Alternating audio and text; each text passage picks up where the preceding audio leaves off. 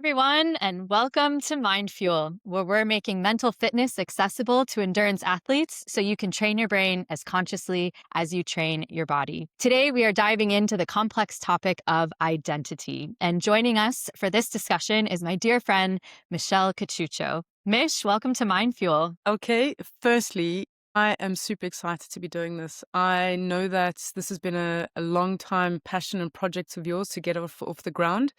So I'm so proud of you, my friend. It's like this is amazing to be doing it and finally living it.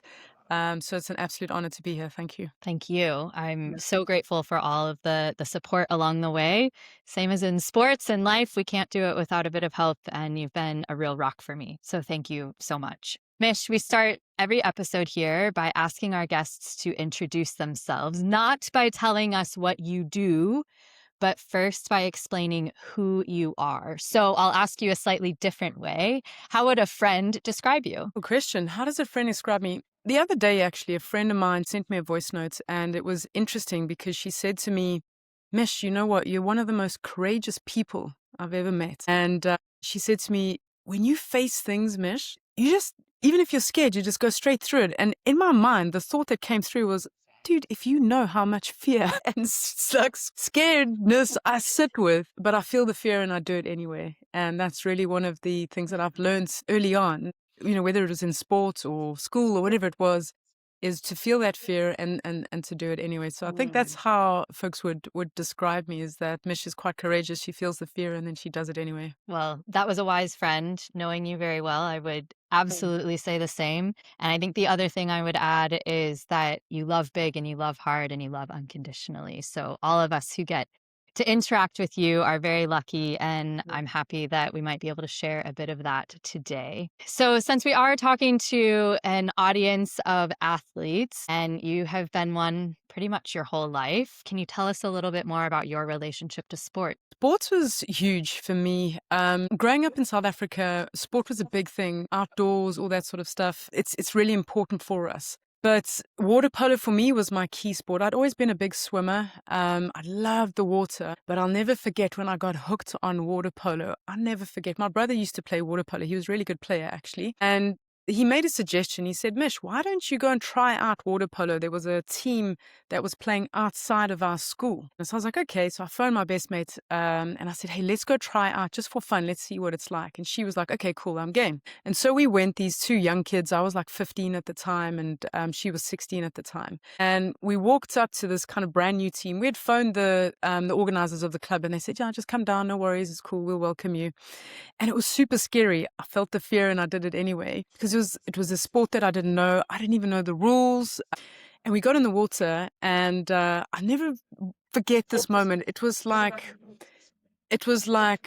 pure bliss. I got the ball and I was swimming, swimming, swimming, and I passed it and I took the shot and it was from quite far out. It was probably 8, 9 meters and it was going, going, going. I was going from the top left-hand corner and it hit the post and everyone turned around and went, whoa, this chick can throw, And I was like, whoa, I can throw. And then the moment it hit the post, even though I didn't get the goal, literally that spark, I was just like, oh my gosh, this is my game. I feel that energy in you right now and like Yeah, in this story. Wow. yeah. And at the time I was 15 years old, and that's honestly from then on I was hooked. They saw I had potential, so we were in the team straight away, and literally that was kind of the rest is history. And so from then on I just kind of really focused on it. It became a key anchor point for me because at that time when I was going through the school area, and I can feel myself getting quite emotional around the identity side of things. This was when I was first kind of struggling with the identity or the idea of being gay. And there was a lot of emotions coming through at that time. And so sports allowed me to channel the frustration, to channel the fear, to channel the heaviness that as a youngster, I didn't know what to do with. Because when I was growing up, I'm not that old, but like even in South Africa, that's quite a mindset to break. And it was very unconventional. And so water polo gave me this outlet. It was a community. It was people and friends who I knew would always be there because we had something in common. Whilst I felt on the outside of water polo, there was nothing that felt safe to me.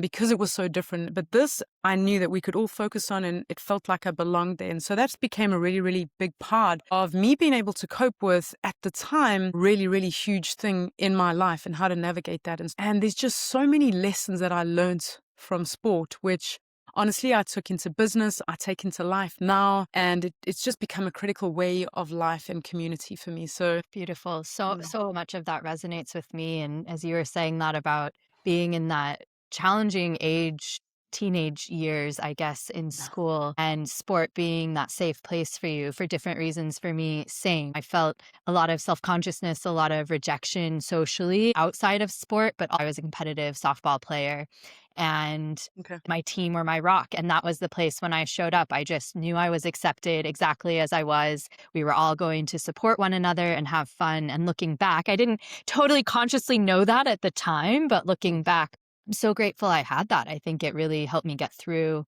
those tough transition years as a teenager. And Mish, you went on then to play water polo very competitively. So can you talk a little bit more about that career? Because then I want to hear more about what happened when you had to leave sport behind. Yeah, sure. So I didn't know I was that good at water polo until we just kept on playing. And each trials that I went to, I kept making the team. Then we took water polo to our school and we started it there. And then everyone was like, wow, this is so cool.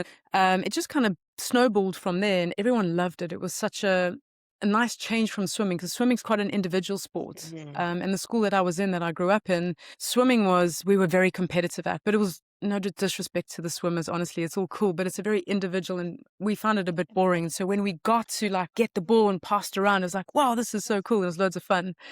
And Um, you can talk because your head's above water. yeah, exactly. And also there's lots of like camaraderie there, you know? It wasn't just the girls' teams, also the boys' teams as well, or the men's or the ladies. And as we started to get better and better, we actually started to play against the men's teams. We played against masters, which are those guys who are, I think the kind of age group was about 40 plus.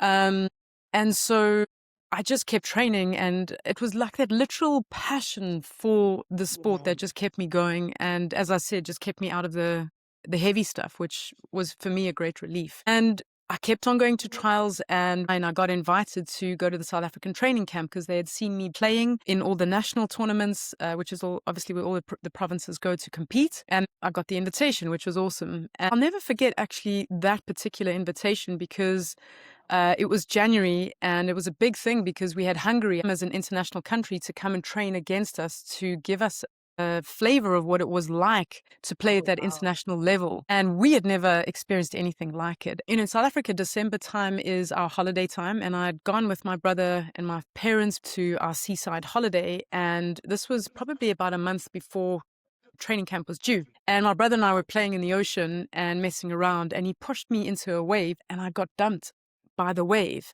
And I landed on my knee and literally my kneecap got moved to the left and I landed up being on crutches for like 3 weeks. I knew I couldn't walk and I just saw almost the dreams of playing South African water polo like shatter in front of my eyes. And I was like, no, I'm not going to allow this. And it was tough. But from there, it was literally, okay, I'm not going to focus on this. I'm going to focus on recovery. And again, it became a testament of understanding where I put my focus is what I create, which is the stuff that I teach now to the athletes that I coach or the high performance men that I work with. And that was a beautiful lesson because I remember rocking up at the training camp and my coach was like, wow, Mish, like what a way to rock up, my knees in a brace. I'd lost the crutches by this time because I'd been doing a lot of physiotherapy, thankfully, but it was a tough one. But I'd made the decision. I was like, no, I'm going to training camp. I'm going to show my coach I'm there and I'm going to do whatever it needs to be done to make that team. And then, so I made the team, which was like, wow, I was so proud and incredibly happy and grateful that I'd made that decision to go for it because I could have dropped on the excuse of saying, well, I injured myself. Now, it's not to say that I put my knee in danger, if that makes sense. I was very cautious, but it was the passion and the drive that my coach saw. And he was like, wow, Mish really wants this. And thankfully, that was enough to get me in the team, which was super cool. I landed up in the World Cup in 1999. It was the junior ladies, which was amazing. And then 2 years later, I actually captained the side that then went to Australia. And in between then, we played test matches against countries that came to visit us. And so, yeah, that was the international career. I wish it had been more. We actually landed up getting invited to the Olympics, but we didn't land up going, unfortunately. What I mean, to play at that level of any sport is truly remarkable. So, congratulations. And the resilience, the confidence, the mental fortitude that you had to have in those tryouts against people who had far more experience, who were not injured, to come through and make it and do that all within the bounds of what you knew your body was capable of and willing to Yeah, give you at that point is remarkable, and something I think we can all take away of, our minds are powerful and can overcome some of the physical hurdles when needed, but also that we have to be gentle with ourselves and know what no, those limits are and not cross them too far. no, exactly. So, so what happened now? When did you know it was time to step away from water polo? Because spoiler, Mish is no longer playing competitive Yeah. water polo. So what happened? After I played in Australia, I actually had an invitation to move to the US on a scholarship, and I landed up speaking to my folks about it.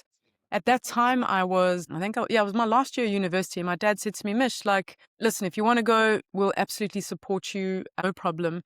But he said, just think about it. And unfortunately, the way women's water polo is run across the world, it's not really highly paid. And there's not much longevity in that particular sport. And he just said to me, Mish, you can make a decision to kind of go and do this and that would be okay, but you'd be starting again.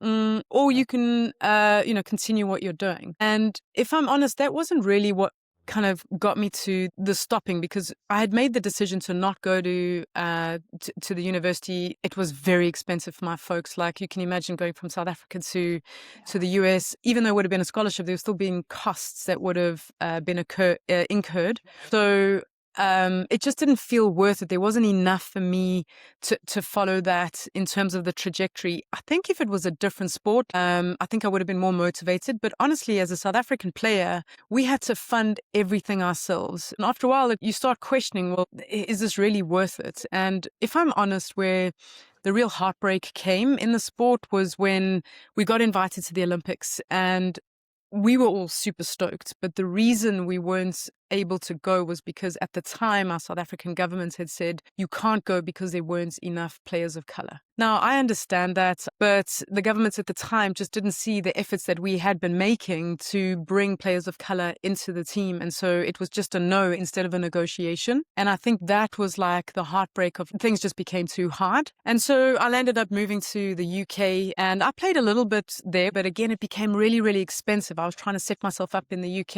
It's like, we just don't have the funds to continue doing something that we love so much. But there's no regrets. Like, I love the choices that I've made and I love the level that I got to. But I was happy when kind of I was able to let go and then channel my passions into other things, which I've obviously done. Yeah, absolutely. And it's amazing that you could come to that place and be content. But you spoke earlier about being part of that team was a Mm. way to help you feel at home, if I may put words in your mouth, Yeah, and to maybe avoid some of the challenging feelings around being gay or maybe some other feelings around fitting in or knowing who you were. So as you transitioned out of at least team sport or water polo, how did those feelings come up or not? And what did you do to work through them? this is the biggest journey of my life, honestly, and it's never stopped. At some point, if you don't go within, it catches you. And so I'd left the water polo world. I still gymmed. I landed up playing softball in the UK and kind of still being in that community, which was amazing. But understanding that when I had a discomfort within, that stopping of the water polo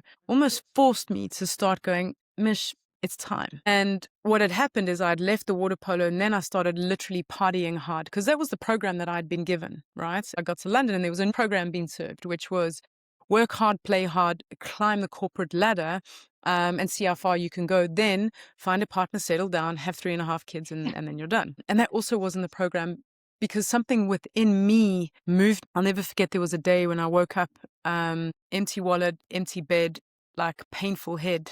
And I just knew, like in my heart, I watched the TV and there was there was the earthquakes in China or something. And something within me was like, I wanted to go and help. And I didn't felt like I belong in London anymore. And that's actually, that feeling is what I followed. And I landed up leaving the UK for a year and traveling around the world. And that was when I actually started to look within. I left to go traveling with the intention of, okay, this is a blank canvas. I am no one's daughter, no one's sister. I didn't go to the school. I didn't play water polo.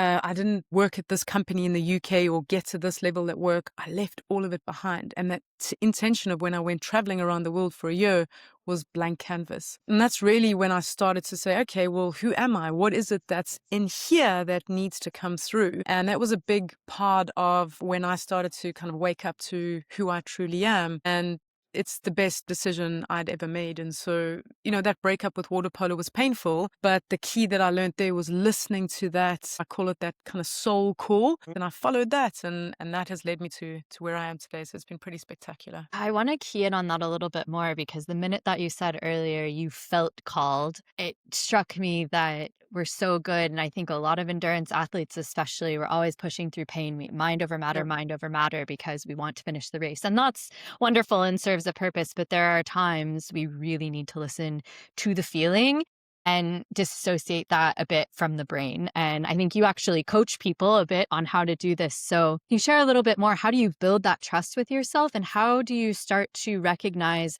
what's coming from the heart and is a feeling versus what the mind is telling you? Yeah, it's a good question. I guess, like, how do you recognize one between the other? There's always fear that's going to come up, but knowing is very obvious. For me, that initial call, where I literally on the telly I saw like people dying. It was a voice, and it was so clear. There's like an essence of clarity in that voice, and it became undeniable. Like there was loads of fear, but I knew I had to do it. And I knew that if I didn't, I would probably land up doing something really stupid, like leave the planet or just party myself into oblivion, which at that stage when I left for traveling, I was weighing close to 100 kilos.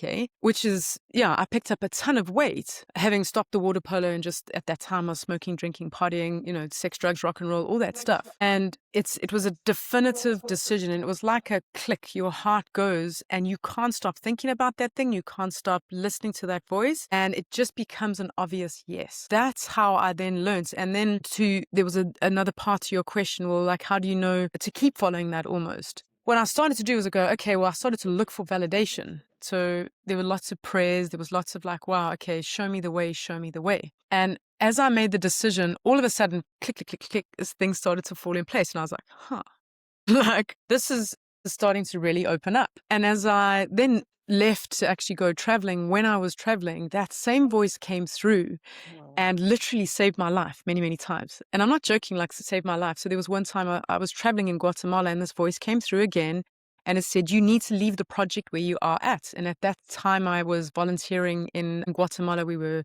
doing turtle conservation, and this voice was loud and it wouldn't stop. It was just like kind of all consuming. And so I sat my friends down. I said, guys, I'm going to be leaving the project. I'm catching the next bus, which is in a few days' time. You're welcome to join me. I'm going to go traveling. And off we went, and they decided to come with me. And so the four of us left the project. Everyone was quite annoyed. They're like, what, where are you going? And I was like, no, I'm done. There's just something within me that's telling me to go. A month later, we're in another hostel in a different part of Guatemala, which we were at the time. And a whole bunch of people in the project that were there when we still had left walked into this hostel, and we were like, guys, what are you doing here? And they said, you won't believe it, Mish. The night after you guys left, a bunch of poachers came onto the beach and started taking a bunch of the volunteers with pangas, and like was threatening to rape and murder them. And I was like, Oh my God. yeah. And so and I can tell, I promise you, I could be on this podcast for like ages, just telling you the number of times that voice, which I now know is my higher self, you can call it whatever you like, but it's like that version of myself that is all loving, all knowing. That is that soul whisper. It's like, keep following that, keep following that. And so when you start to get an essence of that, and you start following that, it just takes a bit of practice, and then it just becomes a knowing. But honestly, I still forget sometimes, but there's an essence that you start to find the truth in it, and it feels so comfortable and so calm, and there's a sense of knowing. And the knowing is like everything's going to be okay, so it doesn't matter what you do. It's kind of that feeling. And it keeps coming back to the feeling more than in here. And I've learned to follow that more and more and more and more and more, which has led to the beautiful life that I live now.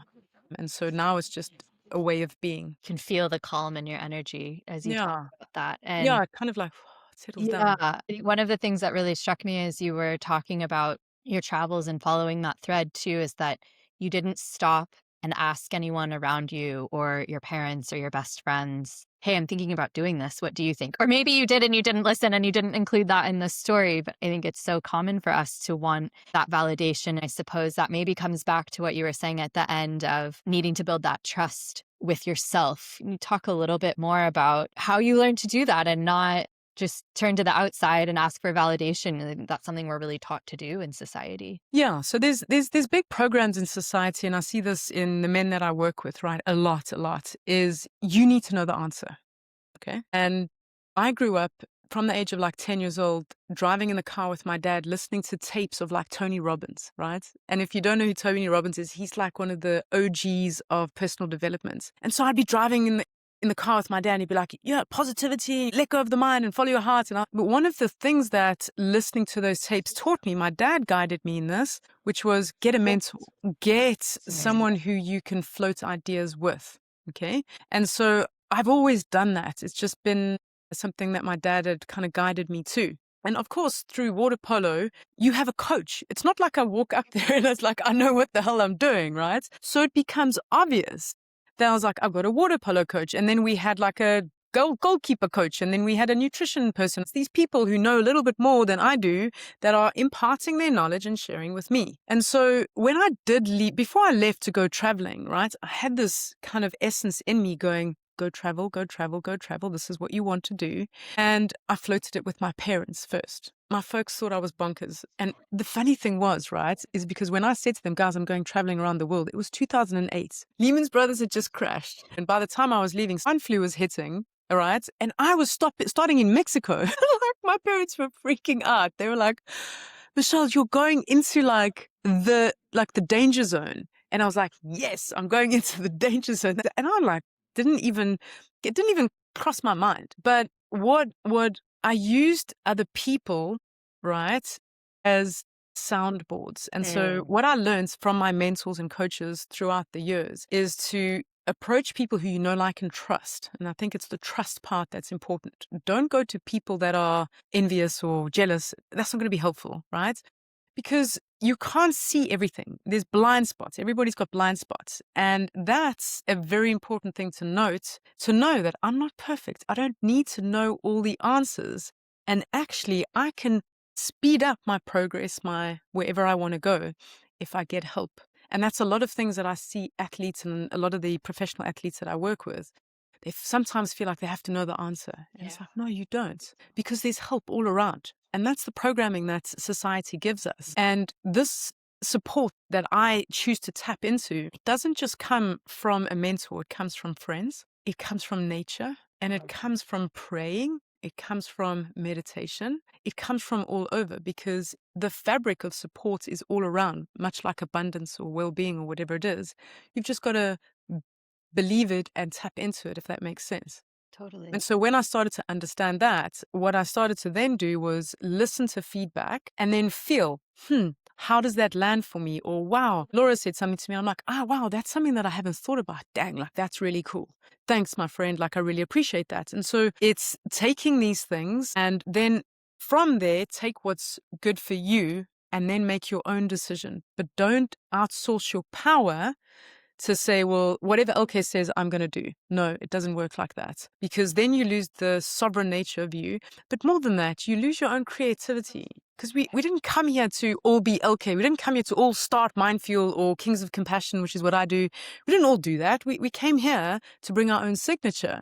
And so if I'm only doing what Laura says, or if I'm only doing what my mentor says, then it's going to be boring. And so I always try and incorporate and honor the creativity that comes from an idea or a decision that I need to make about my own life, because ultimately it's my higher self, God's source, whatever it is, wanting to come through me and be expressed. And so knowing that you can't actually get things wrong, That's also super helpful. And I learned that from one of my mentors that I still work with. So I think one of the things you touched on that will resonate a lot with us athletes is, we don't seem to shy away from having the physical sport coach, the physio, the massage therapist, the nutritionist. yeah, But on the mental side, maybe we aren't as consciously thinking about having some of the friends and maybe a sports psychologist and tools like Mindfuel, other podcasts to support us. And I think that's hopefully what we're building here, but also just something that's so important to remember that our minds, our souls, our emotions no. also need that support. We need to piece it together in a way that's authentic to us. And as you've said,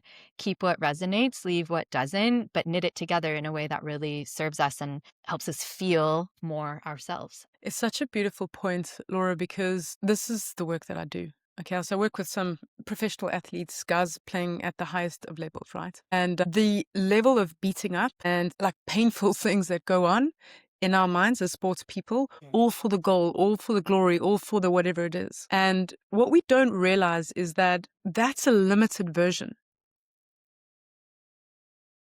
And this pause is a deliberate one because I want that to kind of really land. If we're going for the gold medal or whatever it is, that's important, it's cool, but know that it's an experience. And when you come from that place, you're like, wow, like my higher self, spirit, God, whatever it is wanting to come through and experience this. Like, wow. So for me, okay, we went to our first match in Italy in 1999 as the junior ladies water polo team for South Africa. We lost 32 goals to 1. Okay. I shouldn't laugh. Sorry. But what an experience. And we were like, we played Russia. Okay. And these women had been playing for like obviously ages. And we were like these young guns going, yeah, we're South Africa. And we got totally smashed. But what, like, our spirits were so alive because we were like, whoa, we got to play in our first World Cup. And they were looking at us going, you guys, like, and we were just so happy we scored a goal. And they were like, what the hell are these chicks on about? Because we were like, came out of nowhere. We're the only African team that's ever kind of come to the World Cup and all of that. And so for us, it wasn't about the goal. It was about the being. It was about, the being there. And that's really what I help my athletes that I work with, the elite performers, remember that you're here to enjoy the experience. It's not just about the goal, like the scoring of the goal or shooting the hoop or hitting the home run or whatever it is, right? It's about every step that goes towards that. And if you do it with the energy of, I get to, like, wow, as a soul in a body, I get to experience what it's like to push the body to the limit, then the spirit goes, wow, like, awesome, like, give me more. And that's when it starts to become a dance versus, I to beat myself up, this is really hard. And there were many times in my career where I had these moments which led to a lot of beating up. And upon reflection now, if I look back on that younger version, I sent her so much compassion and actually did a healing process this morning, as I was telling you before we got into the podcast, around that mindset, because when we fail, there's no such thing as failure, but back in those days and very much in the sporting community, there's all about failure. And I say so often to the guys that I work with, that's like expecting to get it right every single time perfectly the first. It's not possible. So you're setting yourself up for failure already. And so there's no such thing as failure. It's just tweaking and lessons and tweaking and lessons and tweaking and tweaking until you get to the code. And then you're like, yeah, now it's like, now I'm big wave surfing. Awesome. And so it comes from here. It starts from here, not from out there, the goal of surfing the 100-foot wave, running the 4-minute mile, doing the super bike or super swim, whatever it is. And when it comes from here and you allow that joy to come through, and this I've seen with my clients, they start to score more goals, they start to make more money, they start to lift heavier weights, and they're lifting weight and they're going, Michelle, I don't know how I'm doing this. And I'm like, because you're doing it for the joy. So the whole kind of, to sum that up quite nicely, it's about the destination. Of course it is, because you need an intention to know where to go, because otherwise you just flap around in the wind. Intentions are important, but it's about the journey as well. And some people go like, no, it's just about the journey. No, it's not about the journey, because then you're just walking around in the same mountain without a reason. It's about the destination. And people like us, we tend to pick really interesting like destinations, no? And it's that pushing, but sometimes we push ourselves from what's called the dark motivation, which is no pain, no gain, versus a light motivation, which is I'm stepping into my greatness. And when you come from that light motivation, there is no limit. And a lot of people don't know that. And that's quite fun. What a beautiful way to start to wrap up our conversation, Mish. Big piece of wisdom there. If people want to work with you or to find you and follow up with you, how are they best to do that? Best place, I would say kingsofcompassion.com. That's my website. And then on the socials, right now I'm very active on TikTok and the handle is at new.man.codes, new man codes. I've started this movement which is really guiding high performing men into a new place of being so that they can reach their legacy without the performance. It's beyond performance. It's beyond the mind. It's beyond the I should. And it's the allowing the real man to come through, which comes from a place of power and being without the forcing. And the guys that I work with every single time they kind of come into the program, they're very blown away because it actually comes with great relief. It's like, "Oh, I don't have to perform anymore." And it's like, no, you don't. And so if you want to know more, check out the website or hit me up on TikTok, New Man Codes. Anyone would be lucky to work with you, Mish. Thank you Mm. so much for sharing some of your wisdom with us today. All of Michelle's contact details will be on our website in the experts section. And if this resonated with you, please like the video, subscribe to our channel. If you have any follow-up comments or questions, you can post in the comments down below or email us at connect@mindfuel.com. And if you haven't already, check out the other videos on our channel and head over to our website on mindfuel.fit for loads more resources and to subscribe to our mailing list. So thank you again, Michelle, and happy and healthy training to all of you. Bye.